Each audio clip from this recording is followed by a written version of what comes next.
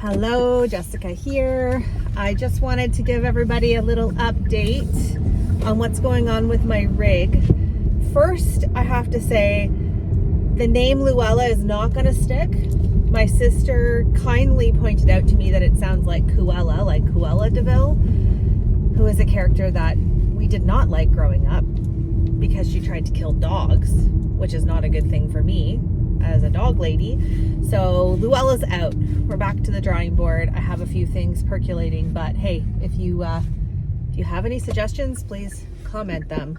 I like kind of like old school, old world names, something like 1 or 2 syllables. Anyway, you know, names are very personal, but we'll see. Okay, I talked to Mike at Belco Body Shop. He's amazing, super French guy, really candid, really authentic, really real with me.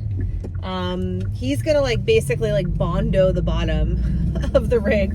He said it's like there's a lot of like you know, severing and just thinning of the metal on the floor, and the only other alternative would be to rip like the entire thing out, including like the inside floor of my rig, and redo the whole thing, which is about a $15,000 job. So we're like, no, we're not gonna do that. So he's just gonna like bondo it up, seal it up.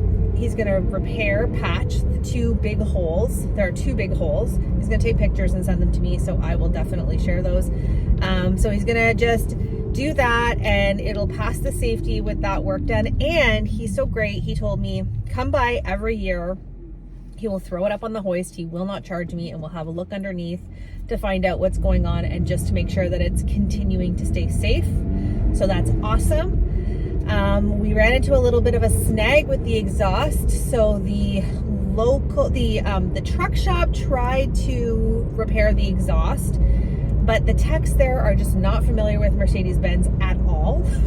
So the manager got a report in the morning, which he reported to me, that the entire exhaust system had been overrided. It had been ripped out and redone, and basically meaning like there's it's called a DEF system, a DEF system, or DEP some people call it, or DPE. Anyway, there's a lot of acronyms about it, I guess, but I call it DEF system, the DEF system. And this is, as of 2008, became law for diesel running vehicles, because what it does is it kind of like recirculates the pollution inside the vehicle and uses it and circulates it and breaks up the particulates and so on and so forth. Anyway, it is required. There are sensors, there's like a whole system in there. Anyway, they didn't see that in there, and they assumed that it had just been completely ripped out, which again is another $15,000 thing to put in if it needed to be redone. However, luckily, I actually had receipts from the person I bought the vehicle from saying that they had completely redone the system. I think it was actually under warranty at Mercedes-Benz in 2021. And then I also have another receipt that from another Mercedes-Benz dealership in Nanaimo saying that he had replaced a sensor. So there was obviously an indication that the system is in there, it's intact. They just didn't understand. So they go, you know what? We actually just don't know how to work on Mercedes-Benz. So we'll do the shocks here at our shop, but we're going to send it to Mercedes-Benz to replace, to fix the exhaust system. So it still has to go to the Mercedes dealership for the exhaust system and the engine leak, which I hope is just like a seal of some variety and not a big deal. But basically the body shop's going to be completing their work today, and then it's going to go back to the truck shop, hopefully for the shocks. They've already confirmed the shocks are all in there. They're going to fix those. Then the last stop is going to be at the Mercedes-Benz dealership. So fingers crossed, things are going well. And I postponed my trip because my first like maiden voyage on my girl was going to be next Friday, which was cutting it a bit close and stressing me out. So I've just pushed my trip back by a week. So I'm going on the 28th, which is like 2 weeks from now, because today's the 14th.